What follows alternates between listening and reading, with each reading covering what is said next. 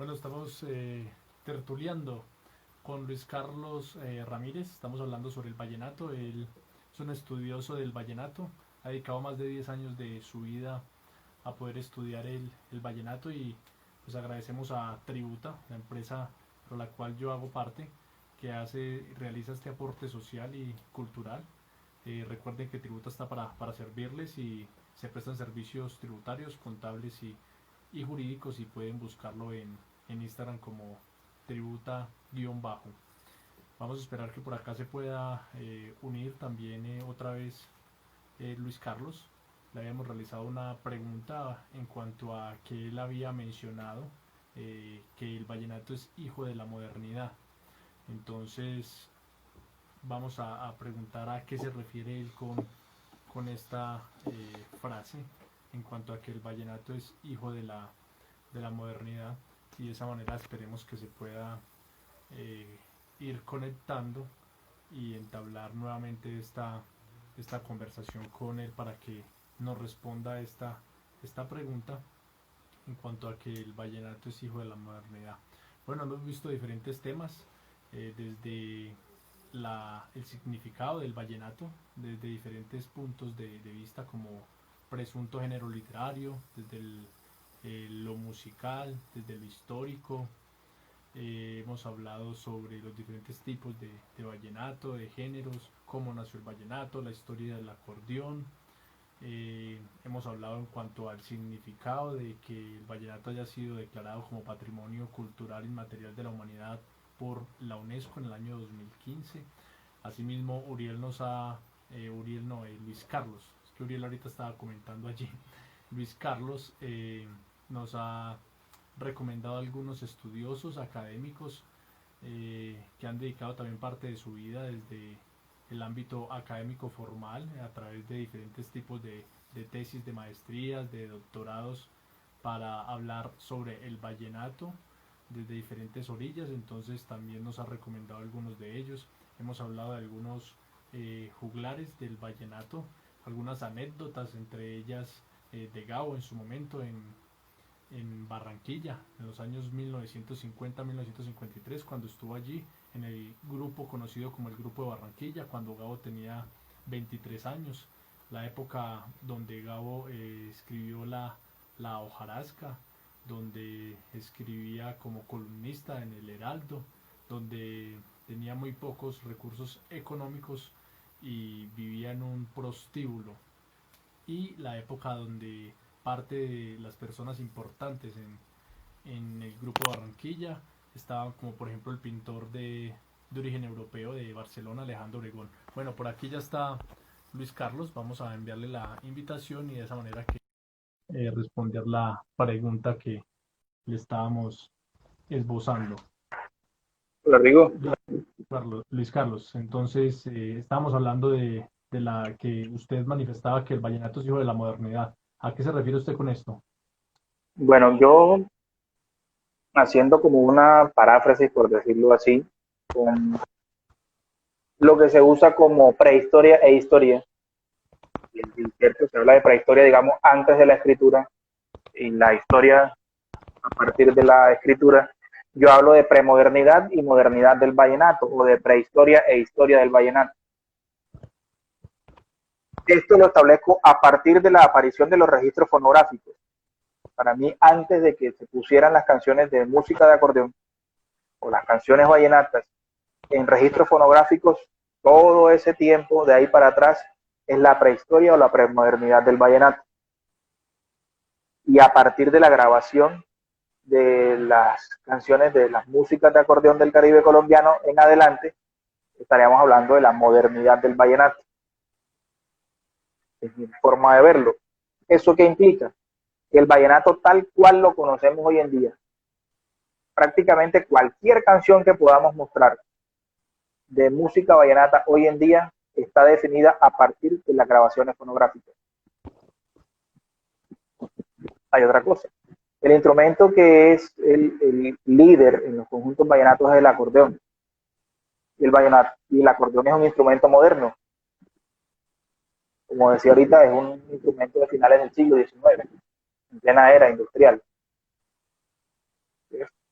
No podemos decir que el acordeón es un instrumento tradicional de hace 300, 400, 500 o más años. Otra cosa de las que yo, digamos, uso para decir eso es que como el vallenato que conocemos está mediado por la industria musical, está dado a partir de los registros fonográficos, el vallenato es un producto industrial. El vallenato ha sido moldeado de diferentes maneras, ha sido estilizado en algunas ocasiones, es para poder llegar a un público. El vallenato es una mercancía que busca satisfacer unas demandas de un mercado. Eso es moderno. ¿Sí? Que haya alguien que haga una canción, que no la lleve a una casa discográfica, que no sea grabada, que no sea subida en YouTube ni en Spotify, no quiere decir que esa canción no obedezca a lo que ya ha definido la industria musical desde 1940 y tantos para acá. Si encontraron una canción previa a esas fechas y que no haya sido grabado nunca, podríamos decir probablemente que esa canción no fue hecha con un fin comercial. Sin embargo, yo digo que todas las canciones, sobre todo las canciones, más allá de los poemas y de algunas otras cosas, han sido hechas, han sido compuestas con el objetivo de ser transadas de alguna manera. El tipo que se iba a una cantina en la zona bananera en 1910 o 20 o 30, que se ganaba la vida en esa cantina, componía sus canciones, no era solo para vivir del aplauso, incluso si él iba para recibir aplausos, estaba transando su canción por el aplauso. ¿Y me hago entender? Desde ese punto de vista, yo digo que todas fueron compuestas para una transacción, porque ellos vivían de eso. Que de pronto no era lo principal, que en algún momento era un divertimento, ¿sí? Pero cuando hay esas canciones, cuando el tipo decide dejar de ser vaquero, cuando decide dejar de ser machetero, cuando se echa el acordeón al hombro y quiere vivir de sus canciones, esa es su forma de vida. Que no ande en avión privado como Silvestre hoy en día, ni ande en frac como andaban Rafael Orozco y Rafael Romero, es otra cosa completamente diferente. Hablando de lo comercial en el vallenato, una idea rápida, en algún momento Diomedes o Jorge Oñate o los Zuleta grabaron 2 y hasta 3 LPs en un mismo año. Y si los hicieron era porque se vendían. Lo hicieron fue para hacer plata. Por eso ellos son de los que más plata han tenido. O sea que también era como un fin comercial. Bueno, qué buena la claridad ahí sobre este tema. Luis, vamos a hablar un poco sobre el libro suyo de Juancho y otros cuentos, ¿cierto? El acordeón de Juancho y otros cuentos.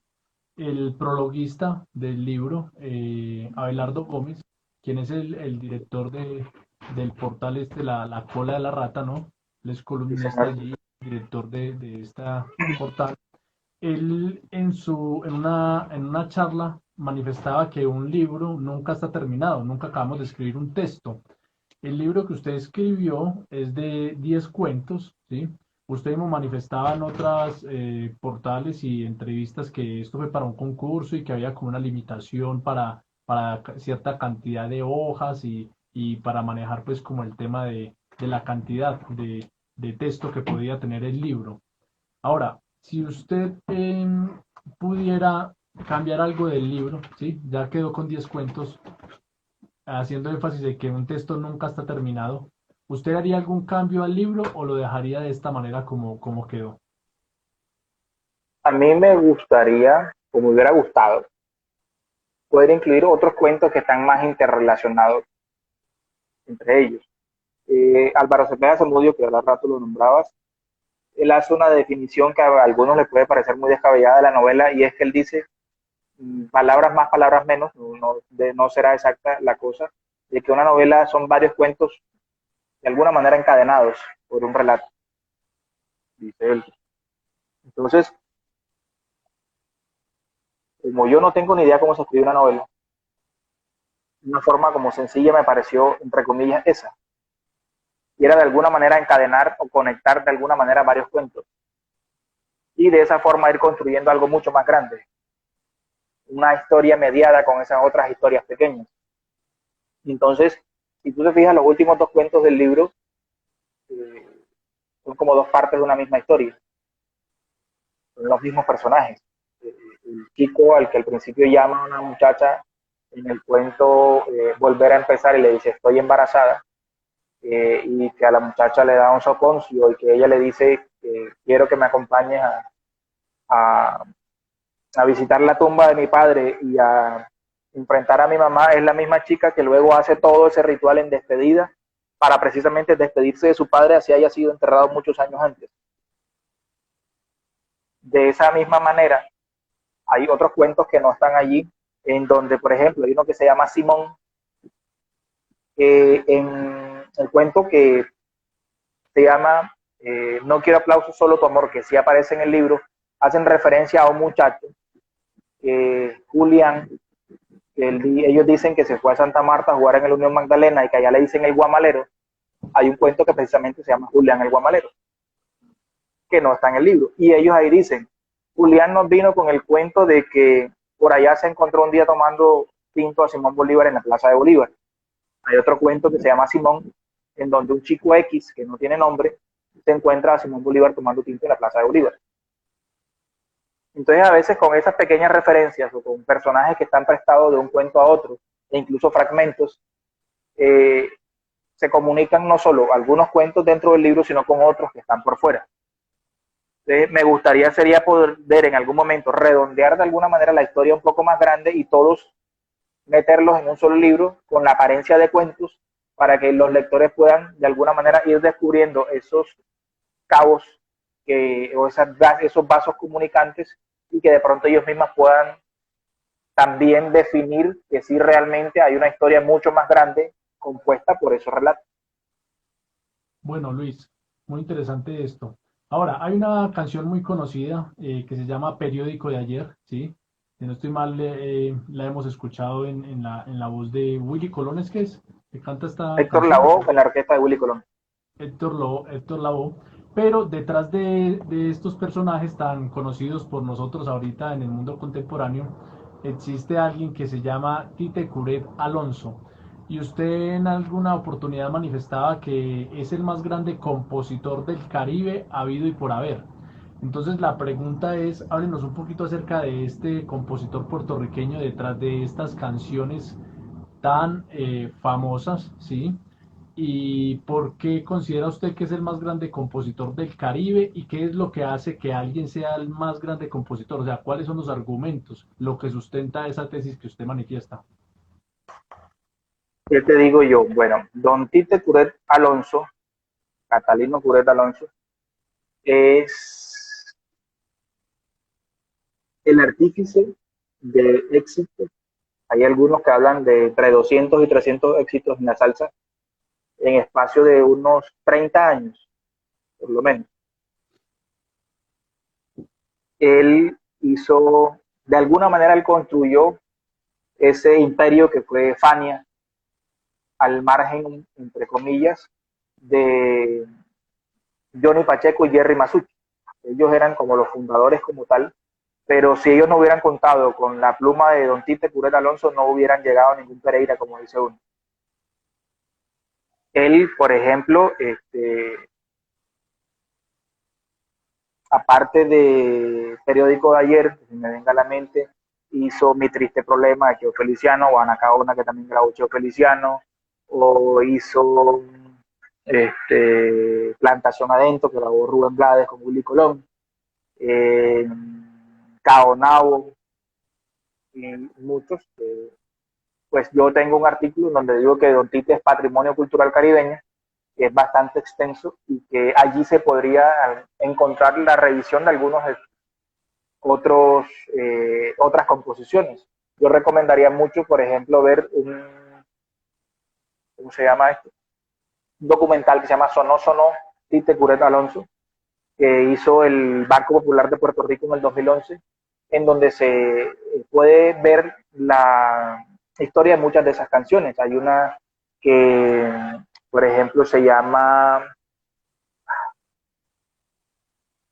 Sobre una tumba humilde, que es una canción que a mí siempre se me revuelve algo dentro cuando la escucho, porque me acuerdo de mi tío Robert, que en paz descanse, es muy bonita.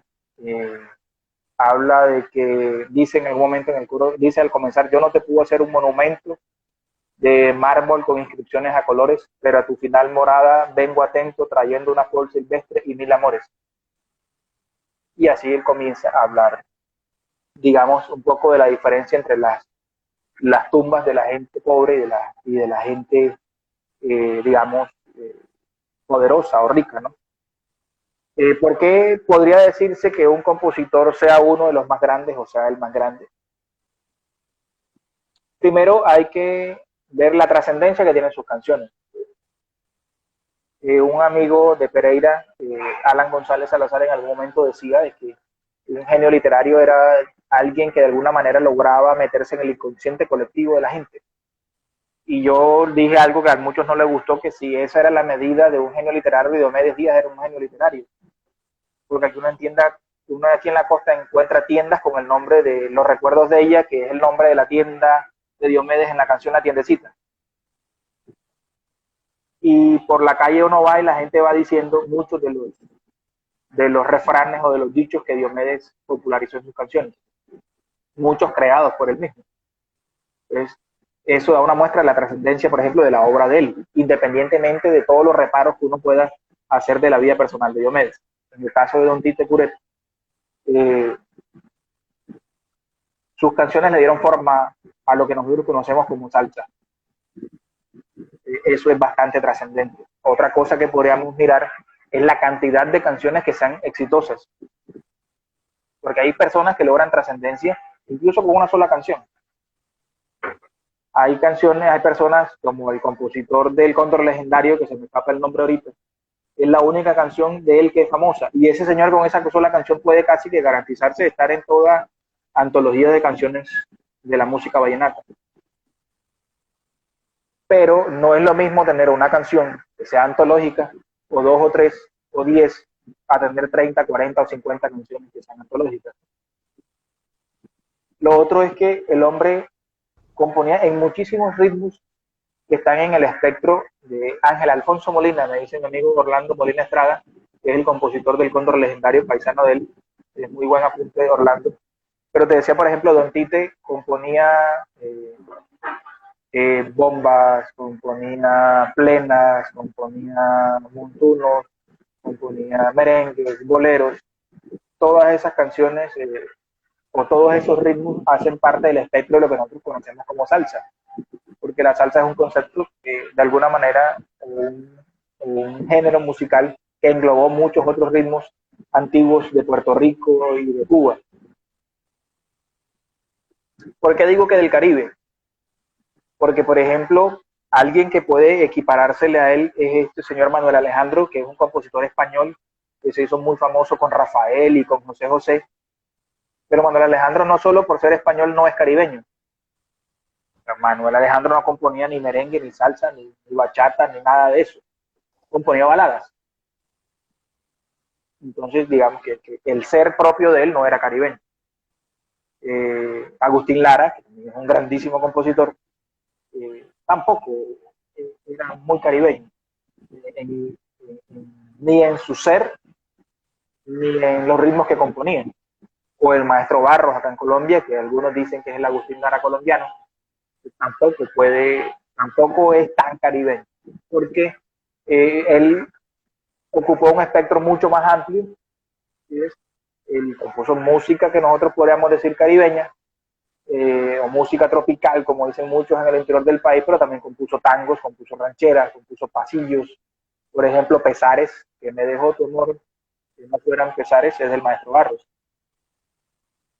Su espectro era mucho más amplio, también como el de mi paisano, el maestro Julio Horacio Cuevas, que también compuso boleros, como Lejos de ti, por ejemplo.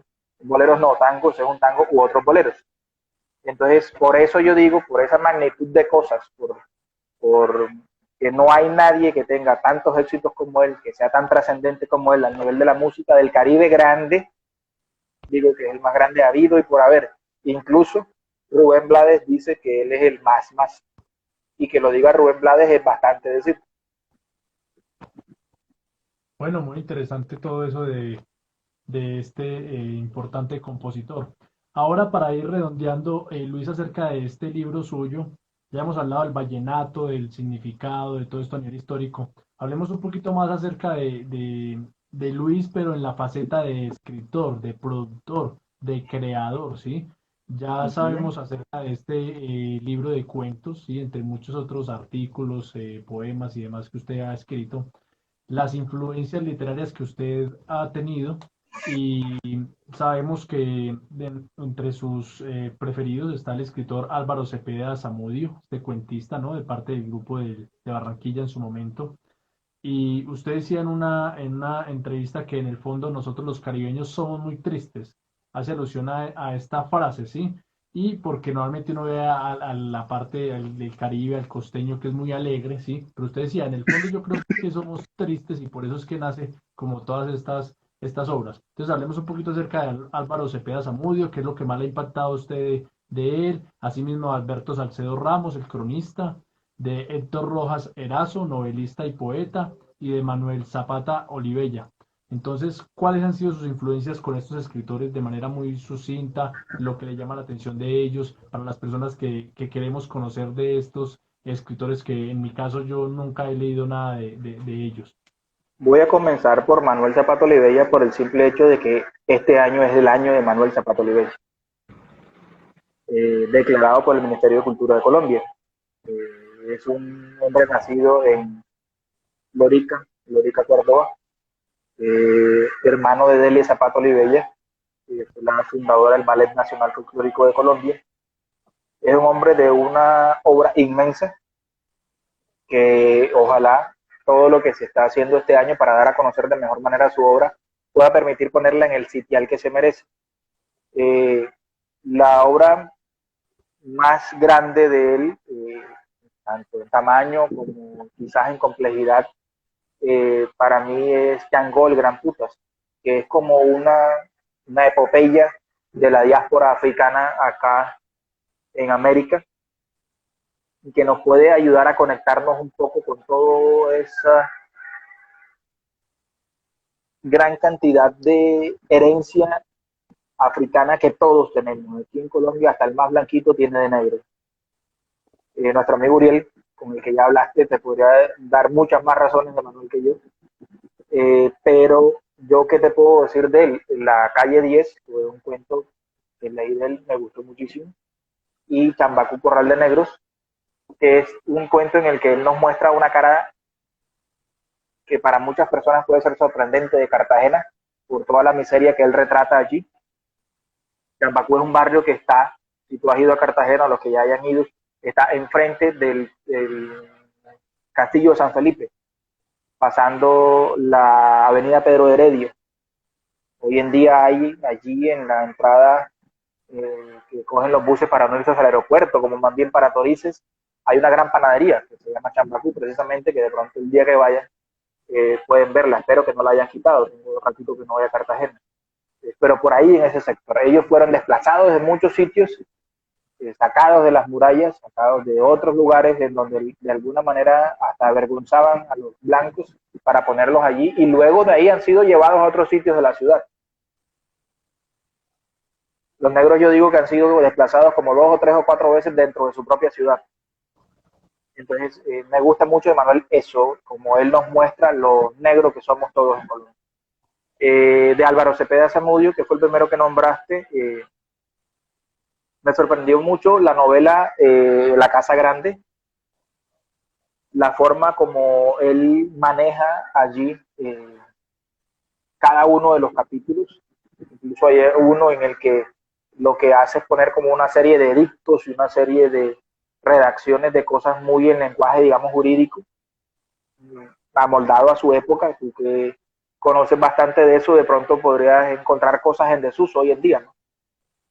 Esa novela hace referencia a la masacre de las bananeras, y él y García Márquez se encargaron de dar una versión completamente distinta a la versión oficial de la masacre de las bananeras, siendo para mí más importante leer La Casa Grande que 100 años de soledad en referencia a la masacre de las bananeras, porque él habla mucho más de ella, se detiene, toda la novela gira en torno a lo que sucedió alrededor de la masacre de las bananeras. Y tiene otros dos libros que son muy importantes, solamente publicó tres, que son Los cuentos de Juana, que es una experimentación alrededor de un personaje que era una niña que tenía los pelos de oro. Hay una película que dirigió Pacho Botía reciente, no creo que tenga más de 10 años, que se llama así, Juana tenía el pelo de oro, y el otro que se llama Todos estábamos a la espera, que es un libro con el que él de alguna manera podríamos decir que introduce la cuentística colombiana a la modernidad. Ya antes José Félix Mayor, que también hizo parte del grupo de Barranquilla, había escrito Cosme, si no estoy mal se llama el libro, en el que se empezaba a separar como de ese estilo tan costumbrista de antes de los cuentos, pero el que la bota del estadio es Álvaro Cepeda Zamudio. Eso me gusta mucho de él. Alberto Salcedo Ramos es quizás el mejor cronista entre lo literario y lo periodístico que tiene Colombia actualmente, heredero para mí de Ernesto Macaulay, también de las crónicas buenas que hizo en su momento Gabo e incluso Álvaro Cepeda Zamudio. De él se pueden encontrar muchas crónicas en Soho, por ejemplo. ¿Qué te puedo decir de él? Hay una muy buena de la masacre sobre la masacre del Salado, que incluso me sirvió a mí en la investigación que hice acerca de eso para algunos de mis cuentos. Y pueden buscarlo. Él tiene un programa todavía, creo, en la Radio Difusora Nacional, en la Radio Nacional de Colombia, que se llama Del Canto al Cuento, que lo dan los sábados como a las 11 de la mañana. Ahí pueden seguirlo y en sus redes sociales. Es muy bueno. Y de Héctor Rojas Erazo, es también como otro de esos grandes novelistas colombianos que de alguna manera fue opacado por Gabo. Él creo que incluso es mayor que Gabo. Manuel Zapata Olivella es como más contemporáneo. Y él tiene varias obras en las que muestra un lenguaje que se podría calificar de pronto en algún momento, se podría decir que también hace parte del realismo mágico, porque ya tenemos como esa muletilla allí en nuestra mente, pero él escribe de una manera diferente a Gabo en muchas cosas, aunque de todas maneras el entorno en el que él está sea muy parecido. Tolú está a la orilla del mar y Aracataca está a la orilla del río, pero de alguna manera muchas costumbres son muy parecidas. De él pueden buscar En noviembre llega el arzobispo, Auselia Sepudre, que es su libro más grande, tanto también en tamaño como en calidad y en nivel. Es también un gran poeta y un gran pintor. Pueden buscarlo en la biblioteca del Banco de la República, hay muchos libros de él, se consiguen muchos poemas en línea y no sé si sus libros, yo los he encontrado en esas maravillosas librerías de Agáchate. Creo que incluso encontré En noviembre llega el arzobispo, fue en la librería Roma de Pereira, y pues por allí pueden buscarlo, o los que estén en Bogotá, en esas grandes librerías que hay por ahí, por la Séptima, por allá. Bueno, Eso te Luis, puedo decir de ellos. gracias ahí por esta referencia en cuanto a estos escritores. Hemos aprendido mucho en cuanto a el vallenato. Ahorita estamos hablando de sus influencias literarias y su vida como creador, como escritor. Y mirando este cuento de el acordeón de Juancho y otros cuentos, hablamos ahorita del prologuista. Vamos a hablar ahorita del epiloguista, ¿sí? Al final del libro, eh, Miguel Ángel Rubio, quien fue el epiloguista de este libro, escribió un artículo en el diario, ¿sí? El periódico de Pereira, en el cual él dice que difícilmente se puede uno sentar a tomar un café con alguien y poder conversar, ¿sí? En cuanto a literatura, porque la mayoría de gente es un citador de automático de libros, de ideas ajenas y hay muy poca reflexión propia. Entonces, si bien todas las personas que están en el mundo de creación artística, en este caso específico que estamos hablando de escritural, ¿sí? Tienen unas influencias de alguien, ¿sí? Todo el mundo tiene unas influencias de alguien. ¿Cuál es ese rasgo particular, ese estilo particular de Luis Carlos que hace que uno diga como, mire, yo leo a Luis Carlos o en la obra de Luis Carlos, en los cuentos, en los artículos, este es el estilo de Luis Carlos que hace que sea Luis Carlos? el valor agregado, esa distinción. Bueno, ¿qué podría ser?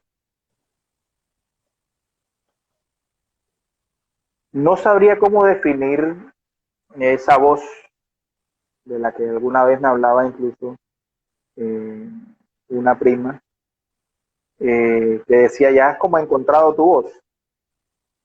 Creo que eso hace referencia a ese mismo estilo, pero yo podría decir que está entre poner a dialogar lo más local de mi pueblo, lo más raizal,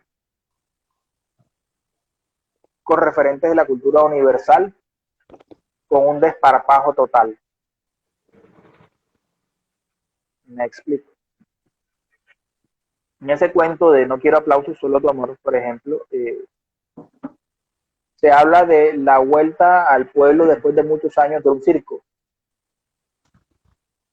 Y en algún momento hablan de piezas de música clásica, como la cabalgata de las Valquirias, que la chica utiliza en alguno de sus números, ¿cierto? O que a la chica le gusta escuchar Cocaine, el rasgar de la guitarra de Jimi Hendrix al interpretar Cocaine,